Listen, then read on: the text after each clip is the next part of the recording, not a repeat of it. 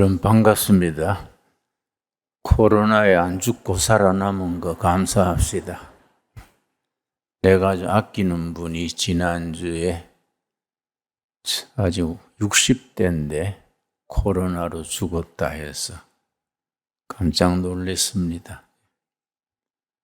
우리가 다 하나님의 은혜로 살아가는 겁니다.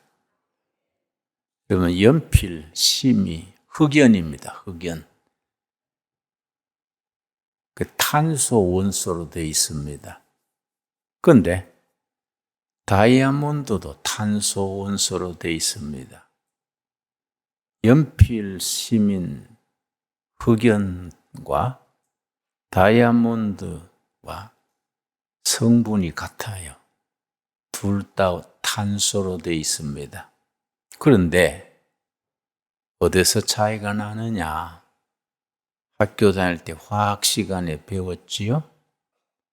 같은 탄소인데 한쪽은 흑연, 한쪽은 다이아몬드. 그 차이가 얼마나 큽니까?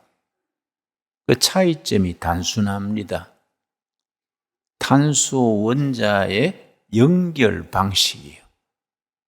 탄소 원자들이 어떻게 연결되어 있느냐에 따라서 한쪽은 흑연이 돼서 연필 재료로 쓰이고 한쪽은 값비싼 다이아몬드가 되는 겁니다. 여러분 지금 러시아하고 우크라이나 전쟁하고 있지요? 내가 이게 가끔 들으면 그 생각이 나요. 러시아는 망해가는 대기업이고 우크라이나는 잘 나가는 중소기업이다. 그런 생각이 듭니다. 그런데 대기업인 러시아가 중소기업 우크라이나한테 왜 자꾸 지냐? 그 이유가 뭘까? 참 중요하지요. 리더십, 지도력의 질이지요, 질.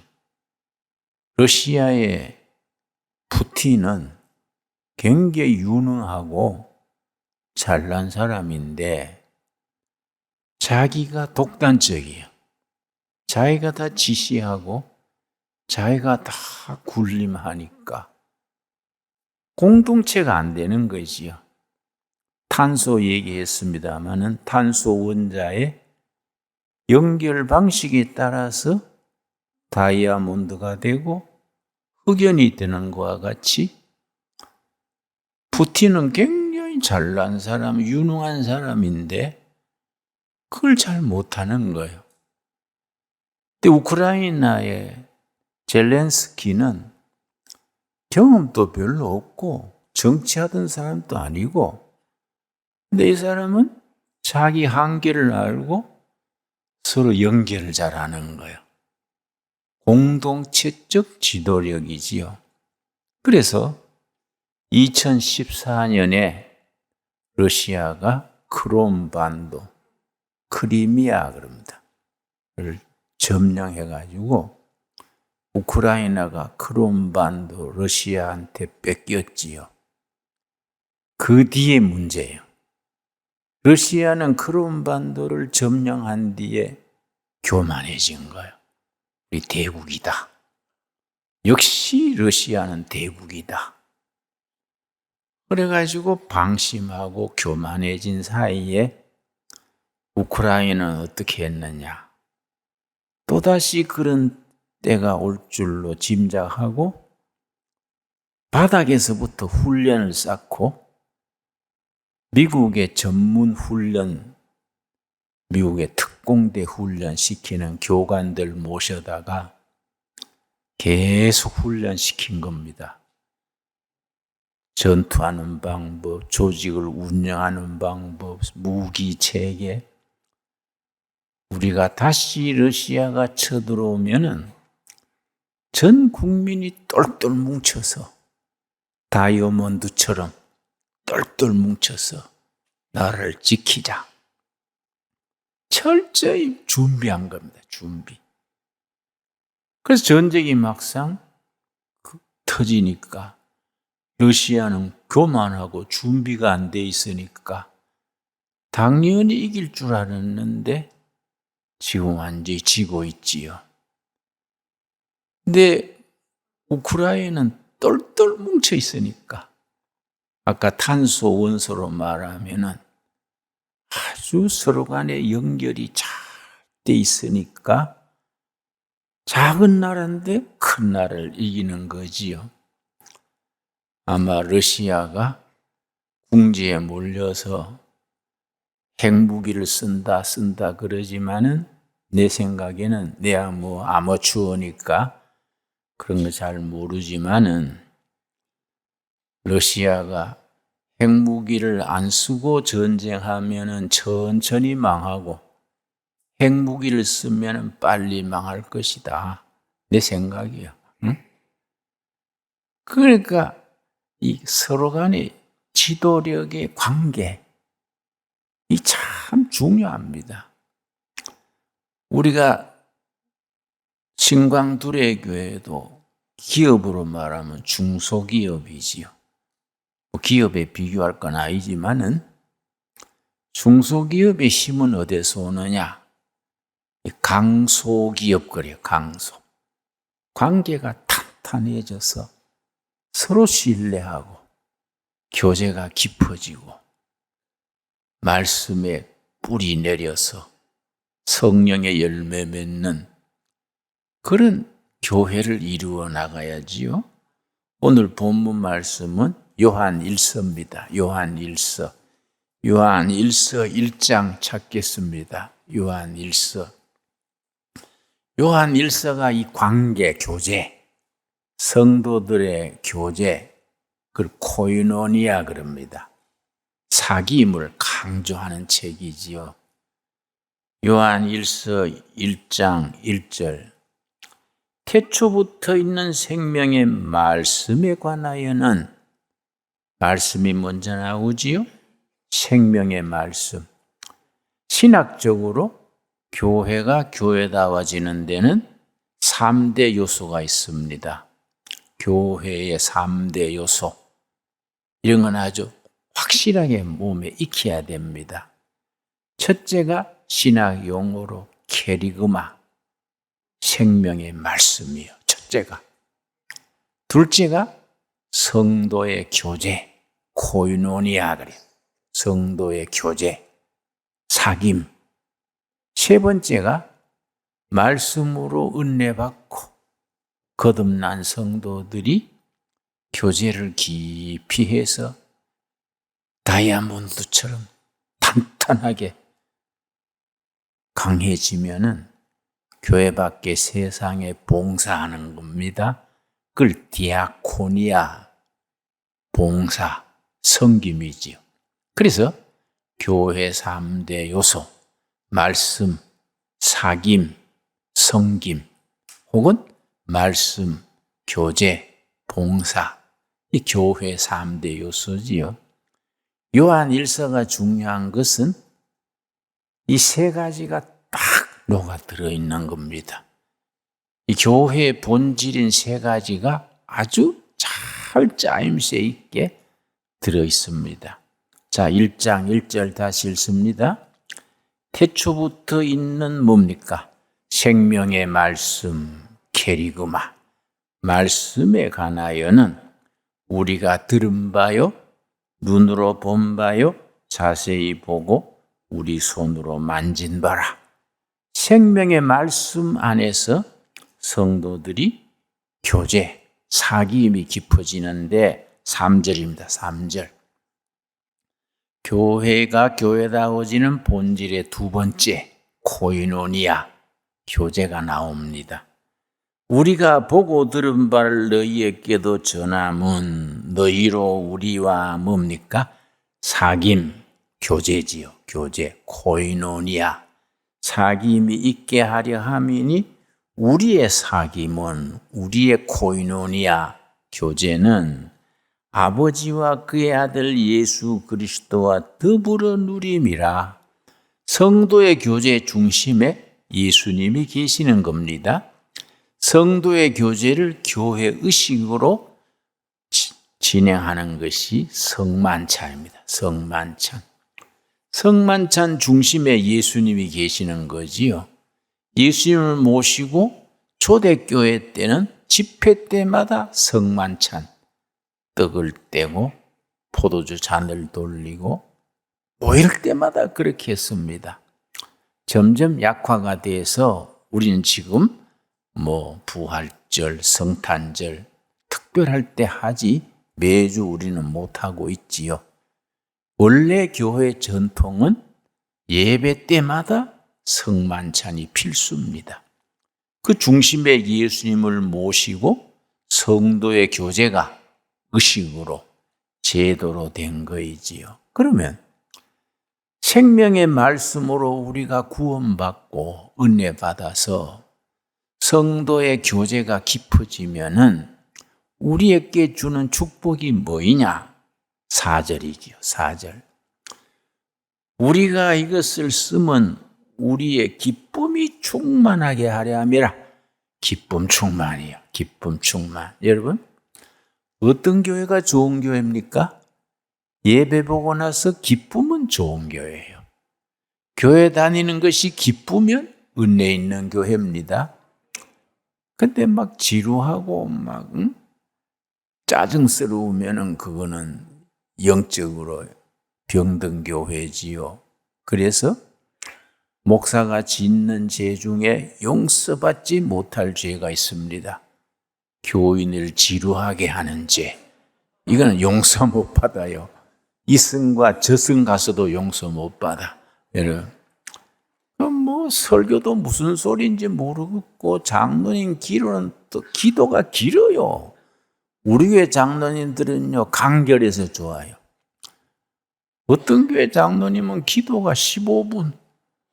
내가 집회 나가서 최고로 길게 한 분은 21분이야. 응? 그래 내가 막 나중에 마치고 보기도 싫어. 응? 한숨 자고 나도 끝으로 그 마치는 했더니 또 마지막으로. 아이고 참. 그게 내가 불러서 뭐라 했어요.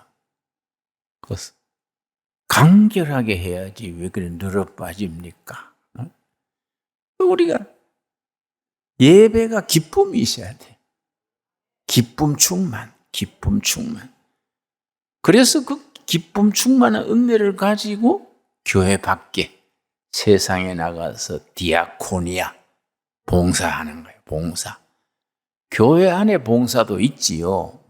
주방에, 주차장에 얼마나 귀한 봉사자들입니까? 그러나 그거는 교회 관리하는 내용이고 진짜 디아코니아 봉사는 사회에서 국회의원으로, 시의원으로 혹은 교사로 농사 짓는 사람, 가정주부 다 각자 자기의 세상에서 디아코니아 봉사의 역할을 하는 겁니다. 그게 이제 교회의 만점이지요. 첫째는 생명의 말씀, 둘째는 교제의 기쁨, 셋째는 사랑의 봉사. 이게 이제 세 가지가 교회의 요소지요. 그런데 이 사귐에 대해서 아주 예수님이 강조했습니다. 마태복음 22장 한번 찾겠습니다. 마태복음 22장에 예수님께서 성도의 사귐에 대해서 아주 핵심을 일러주셨는데 마태복음 22장. 그래서 성경 말씀이 우리 마음속에 참 잘 박힌 못처럼 딱 자리를 잡아야 됩니다. 35절 말씀, 22장 35절. 그 중에 한 율법사가 예수를 시험하여 묻되, 시험하여는 테스트하여 묻되, 율법사는 지금 말하면 성경 선생님이지요. 성사 교수 같은 분, 성경 전문 연구하는 분이 율법사지요. 한 율법사가 예수님을 테스트하는 겁니다. 시험하여 묻되 선생님, 율법 중에서 어느 계명이 크니까? 예수께서 이르시되 너 마음을 다하고 목숨을 다하고 뜻을 다하여 주 너의 하나님을 사랑하라 하였으니 이것이 크고 첫째 되는 계명이요. 이 다른 말로 하면은 하나님과 나와의 관계, 사랑의 관계, 하나님 사랑이 첫째죠. 마음을 다하고 목숨을 다하고 뜻을 다해서 하나님 사랑하는 것 첫째. 둘째, 39절. 둘째도 그와 같으니 너 이웃을 너 자신과 같이 사랑하라 하셨으니 이 두 계명이 온 율법과 선지자의 강령이니라. 그래서 모든 율법, 모든 예언자들의 예언의 핵심이 뭐냐? 하나님 사랑, 이웃 사랑, 하나님과의 나와의 관계, 이웃과의 관계, 하나님과 나와의 관계를 수평적인 관계, 수평, 하나님 나 관계, 인간관계, 이웃과의 관계를 하나님과의 관계를 수직적인 관계, 사람의 관계를 수평적 관계를 하지요. 그래서 하나님과 나와의 수직적인 관계와 사람의 수평적 관계가 만나는 자리, 그 예수님이 십자가에 죽으신 자리지요. 십자가에 그렇게 영적 의미를 부여하는 겁니다. 그래서 신앙생활은 관계다, 그렇게 말하는 분도 있습니다. 그래서 태초에 말씀이 계시니라 이걸 고쳐가지고 태초에 관계가 있으니라 그렇게 표현하는 분도 있어요. 그런데 이웃을 사랑하는데 조건을 붙였습니다. 그 예수님의 말씀이 그래서 깊이가 있고 읽으면 읽을수록 은혜가 되는 것이 39절 말씀. 둘째도 그와 같으니 너 이웃을 너 자신과 같이 사랑하라. 이웃을 사랑하는데 조건을 붙였지요? 어떻게 사랑하라 그랬습니까? 네가 네 자신을 사랑하는 기준으로 이웃을 사랑해라. 굉장히 예수님이 요즘 심리학에서는 탐복을 합니다. 현대 심리학에서. 정말 예수님은 하나님의 지혜다. 그 시대에 어떻게 이런 말씀을 하셨나? 하나님 사랑, 사람 사랑, 이웃 사랑인데 이웃 사랑의 기준이 자기가 자기를 사랑하는 기준으로 이웃을 사랑하라. 자기를 사랑하지 못하는 사람은 이웃 사랑을 못해요. 그래서 자기가 자기를 사랑하지 못하는 사람을 심리학에서는 사랑결핍증 그래. 사랑결핍증. 어려서 학대를 받거나 소실 부모하고 고아원에서 힘들게 자랐거나 혹은 이런저런 사정으로 가장 사랑받아야 될 나이에 사랑받지 못하면은 그 병이 되는 거죠. 그 우리가 평소에 잘못 생각하는 것이 비타민 결핍증, 철분 결핍증 이런 거나 생각하지만은 사랑 결핍증에 대해서는 잘 인식하지 못하는 겁니다. 이건 정말 보이지 않는 병이에요. 사랑 결핍증이 걸리면은 아내를 사랑을 하는데 잘 대하지 못하는 겁니다. 자기 속에 있는 상처 때문에 자기 상처가 아내한테, 자식한테 그게 물러지는 거지요. 관계가 안 좋지요. 그래서 그 사랑을 내가 이제 두레마을 공동체를 하면서 그 경험이 많습니다. 한 분은 경기 고등학교 3학년 때 수능고사 한 달 앞두고 경기고등 계속해서 우등생이랬는데 한 달 앞두고 마음에 병이 든 거예요. 수능고사 한 달 앞두고 숟가락 들고 멍하니 앉았고 학교 갈 생각도 안 하고 멍해져 버렸어요. 왜 그랬냐? 자기 아버지가 장군이야. 만날 때마다 그래요. 아무개 장군 아들은 서울법대 수석 입학이야. 만날 때마다 그러니까 이 아들이 스트레스 받은 거예요. 서울법대 수석. 경기고등학교에서 계속 우등생이랬는데 맨날 그 얘기하니까 이게 자기한테 눌렸어. 그래가지고 수능고사 한 달 앞두고 그걸 번아웃 된다 그래요. 그냥 망가져버린 겁니다. 온갖 걸 다 해봐도 안 되니까 그때 두레마을에 데려왔더라고요. 자기 아버지가 데려왔더라고요. 내가 아버지한테 되긴 뭐라 그랬어요. 혹시 장군이라는데 사병들을 그렇게 족친 거 아니에요? 응? 자기의 망가뜨린 장군이 사병들은 망가지지 않았어요. 내가 되게 뭐라 했어요. 그런데 얼마나 아까운 일입니까? 경기고등서 우등생 계속 했는데 맨날 서울법대 수석 입학. 이게 계속 그러니까 자기 감당 못해 망가진 겁니다. 우리 주위에요 그런 게 참 부모 노릇하기가 이게 참 중요합니다. 한 몇 해 전에는 강남 아파트에서 목사님 딸인데 전교 수석했어요. 초등학교 때부터 고등학교 1학년까지 전교 수석했는데 아파트 옥상 가서 떨어져 죽었습니다. 그런데 유서가 뭐냐 하면은 엄마 공부가 너무 힘들어요. 왜 그랬냐면은 고등학교 1학년까지 전교 수석하다가 고2 때 3등 했어. 그 엄마 사모가 왜 목사 딸로서 1등 할 수 있는 걸 3등 했냐? 다그친 거예요. 걔가 며칠 뒤에 떨어져 죽었어요. 그러니까 사모가 얼마나 참 한탄했겠습니까? 사람이 1등도 하고 10등도 하고 그러시요? 왔다 갔다 자유롭게 해야지 1등만 하면 다그치고 하면은 자기 사랑을 못하게 되는 거예요. 스트레스에 눌려가지고 엉뚱한 길로 가게 되는 거이지요. 우리나라가 이 문제입니다.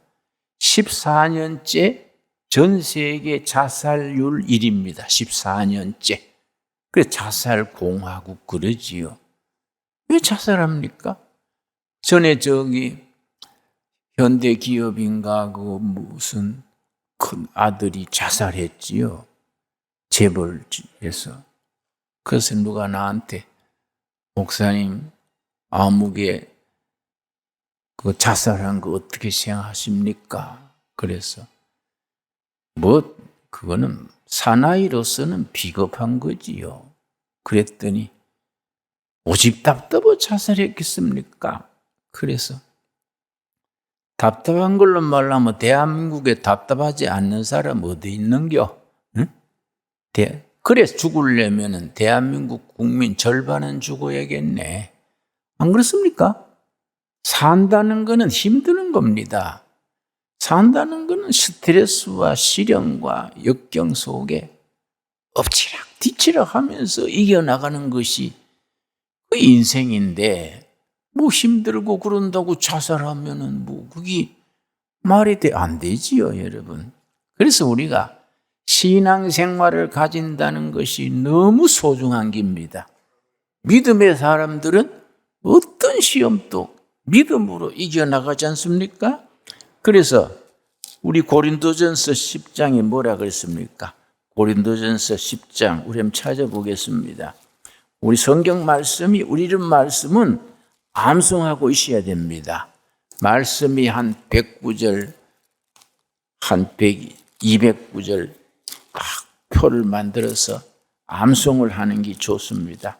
시험 당할 때, 어려울 때 이런 말씀이 우리에게 힘을 주는 거지요. 고린도전서 10장 13절 말씀. 이런 말씀이 우리에게 얼마나 큰 힘이 됩니까? 사람이 감당할 시험 밖에는 너희가 당한 것이 없나니. 인생살이의 시험은 있는데 하나님은 다 감당할 힘을 주신다. 오직 하나님은 미쁘사. 믿음직하다. 신료의 100%다 이 말이지요. 미쁘사. 너희가 감당하지 못할 시험 당함을 허락하지 아니하시고 시험 당할 즈음에 또한 피할 길을 내사 너희로 능히 감당하게 하시느니라. 여러분 아멘 하시지요? 이 말씀이 딱 마음에 새겨져야 돼요. 시험 없는 인생은 없습니다. 고난과 역경이 없는 인생은 없어요. 없어서 굶으면 배고프 힘들지요? 있어가 많이 먹으면 또 살 빼느라고 힘들어. 그렇지요? 굶는 것만 힘듭니까? 다이어트도 힘들어요. 응? 그러니까 여러분, 인생은 고생하기 마련이요. 그걸 이겨나가는 힘, 그 믿음, 그게 사랑, 그게 참 자기의 재산 1호지요. 자, 고린도전서 10장 13절 우리 한번 같이 읽겠습니다. 시작. 사람이 감당할 시험 밖에는 너희가 당한 것이 없나니 오직 하나님은 미쁘사 너희가 감당하지 못할 시험 당함을 허락하지 아니하시고 시험 당할 즈음에 또한 피할 길을 내사 너희로 능히 감당하게 하시느니라. 아멘. 여러분 진실로 아멘 하시지요? 여러분 그래서 자기가 오는 시험과 역경을 감당하지 못하고 쓰러지는 데는 그런 사람들이 유형이 있습니다. 어떤 사람들이냐? 한 3가지 종류요. 첫째는 이 자기 삶에 대해서 잘못된 견해를 가지는 거지요. 내가 하는 모든 일이 사람들에게 인정받아야 된다. 이런 생각하면 이거는 잘못된 거지요. 좋아하는 사람도 있고 싫어하는 사람도 있고 박수 치는 사람도 있고 흉보는 사람도 있는데 다 점수 받고 다 칭찬 듣는 사람 되려고 그러면요. 그러면 힘들어요. 그거는 인생의 정도가 아닙니다. 모든 사람에게 다 칭찬 듣는 사람이 병이 생겨요. 무슨 병이지 압니까? 빨리 죽어요. 여러분. 그래서 목사님들 중에도 좋은 목사님들이 빨리 죽잖아요. 하용조 목사님이나 옥하는 목사님 이런 분들은 한국교회 보배인데 너무 열심히 하다가 병 걸려가지고 그래서 내가 하용조 목사님이 살아있을 때 목사님은 어디 몸이 불편하다 하는데 어디가 아픕니까? 그랬더니 하용조 목사님이 진지하게 그러더라고요. 아이 선배님 그래 물으면 안 됩니다. 어디가 안 아프냐고 물어야지. 네? 나는 걸어다니는 종합병원입니다. 너무 과로해가지고 연예인 교회 뭐 이런 교회 하면서 너무 헌신적으로 해가지고 자기가 망가진 거예요. 얼마나 아깝습니까? 옥하는 목사님도 내가 참 형님 그랬는데 그런 분들이 참 90, 100세까지 설교하셔야 되는데 너무 과로해가지고 그리고 일찍 뭐 하늘나라 가셨지요. 그래서 내가 조금 덜 좋은 목사가 돼야 오래 일하는구나. 응? 일 있지요? 그렇지요? 다 칭찬 들으려고 그러면 안 돼요. 그래서 내가 신학교 후배가 나한테 와가지고 선배님 우리 후배들이 목사님에 대해서 대단히 비판적입니다. 변질됐다 그럽니다.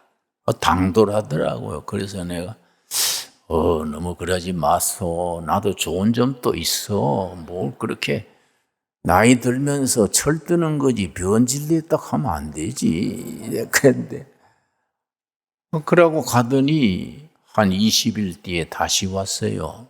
그래서 선배님 지난번에 내가 신뢰되는 말씀을 해서 사과하러 왔습니다. 그래서 그 뭔 일이요? 나는 잊어버렸는데 근데 웬일로 사과하러 왔어요? 그랬더니 집에 가서 자기 부인한테 내가 김진홍 선배한테 이래 말했더니 씩 웃으면서 나도 좋은 점이 있어 그러더라. 그러니까 그 부인이 펄쩍 뛰면서 다 당신은 그런 목사님 발치도 못 가면서 그렇게 신뢰되는 소리 했냐. 당신 김 목사님한테 뺨 안 맞은 거이 다행이요. 응? 당신이 그렇게 속이 좁아가 내가 실망이요. 들어보니 그게 일리더래요. 내가 큰 실수했구나. 당장 김진호 목사님한테 가서 사과하세요. 그래서 자기 아내 덕에 내가 사과로 왔다는 거예요. 그냥 그 말 듣고 한마디 했어요. 자네는 처복이 있구만. 내가 그래서 안 그렇습니까? 예. 인생 사는 거는 약점도 있고 허물도 있고 그 속에서 철들면서 나가는 거 아닙니까? 그래서 성경에서는 뭐라 그랬습니까? 잠언 24장 16절 보겠습니다. 잠언 24장 16절 말씀. 자, 잠언 26장 천천히 찾겠습니다. 24장입니다. 24장 16절 말씀.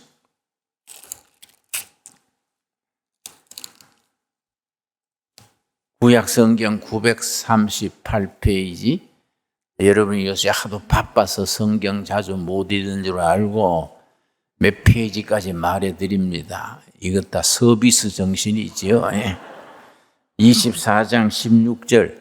대저의인은 7번 넘어질지라도 다시 일어나려니와 악인은 재앙으로 말미암아 엎드러지느니라.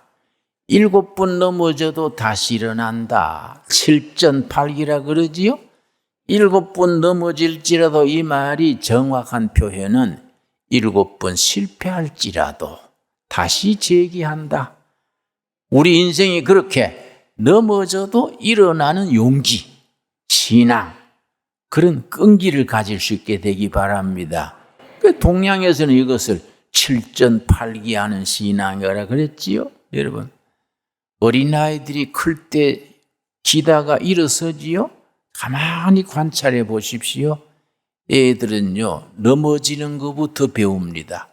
일어서서 걷기 전에 넘어진 것부터 배워요. 또 넘어지고 또 넘어지고. 그래서 운동 경기 중에 유도 있죠, 유도. 유도 연습할 때 맨 처음 연습하는 게 뭐냐? 낙법이요. 떨어질 낙자. 떨어지는 거, 넘어지는 것부터 배웁니다. 그러면서 유도에 1단, 2단 올라가는 겁니다. 신앙생활도 마찬가지입니다. 여러분, 때로는 하나님이 우리를 실패시킵니다. 하나님이 우리를 망가지게 하는 겁니다. 왜냐? 영적으로 눈이 열리게 하시기 위해서. 가장 대표적인 구절이 신명기 8장 16절이지요. 구약성경 신명기 8장 16절 말씀. 이런 말씀이 우리 마음속에 살아서 살아있는 말씀이 되어야 됩니다. 신명기 8장 16절과 28장, 신명기 8장과 28장을 축복장이라 그럽니다. 신명기 8장 28장이 무슨 장이라고요? 축복장. 그런데 8장 16절에 축복을 주시는 그 과정, 그걸 일러주는 겁니다. 무조건 은혜 받았다고 축복을 탁 현찰로 주시는 게 아니다. 8장 16절. 너 조상들도 알지 못하던 만나를 광야에서 너게 먹이셨나니 이는 다 너를 낮추시며, 거기 줄을 칩시다. 낮추시며 하나님이 망가지게 하시는 겁니다. 하나님이 실패하게 하는 겁니다.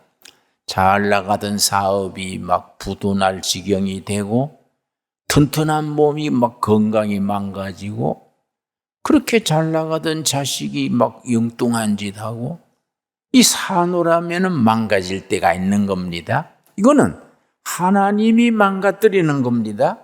너를 낮추시며 하나님이 망가지게 하니까 누가 감당하겠습니까? 너를 낮추시며 너를 뭐 하사?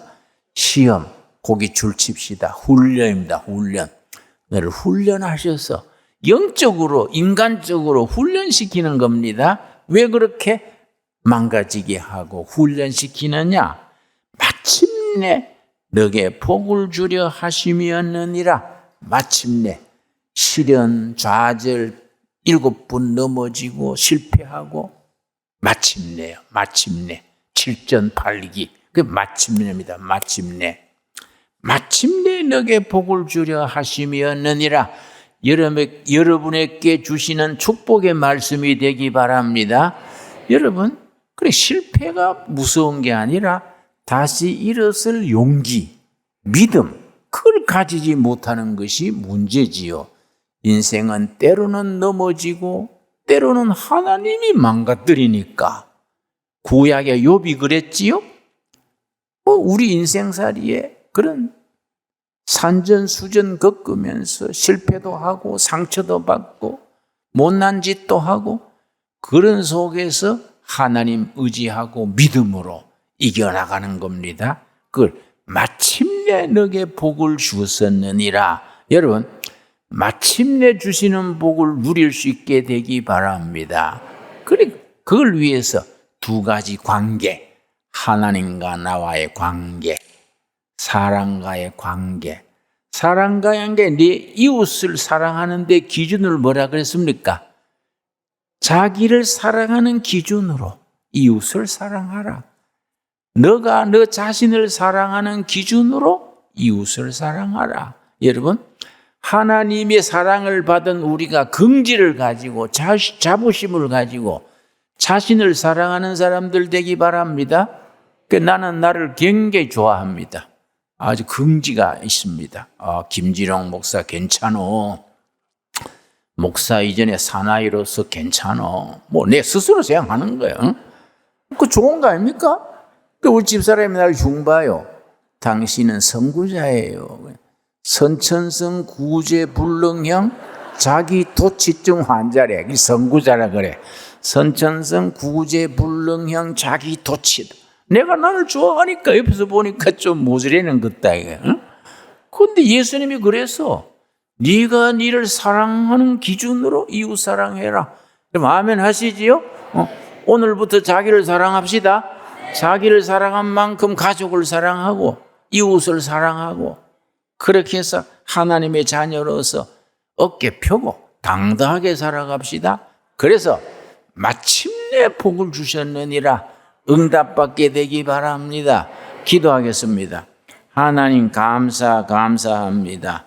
때를 따라 도우시는 아버지 은혜로 오늘 또 말씀을 통하여 힘 주시고 믿음 주시고 확신 주셔서 감사합니다. 이거 생명의 말씀 안에서 우리가 정말 사랑의 사귐을 깊이 해서 세상에 나가서 열심히 섬기는 우리가 되게 하여 주시옵소서. 마침내 허락하시는 복을 누리게 하옵소서. 예수님 이름 받들어 기도드렸사옵나이다. 아멘.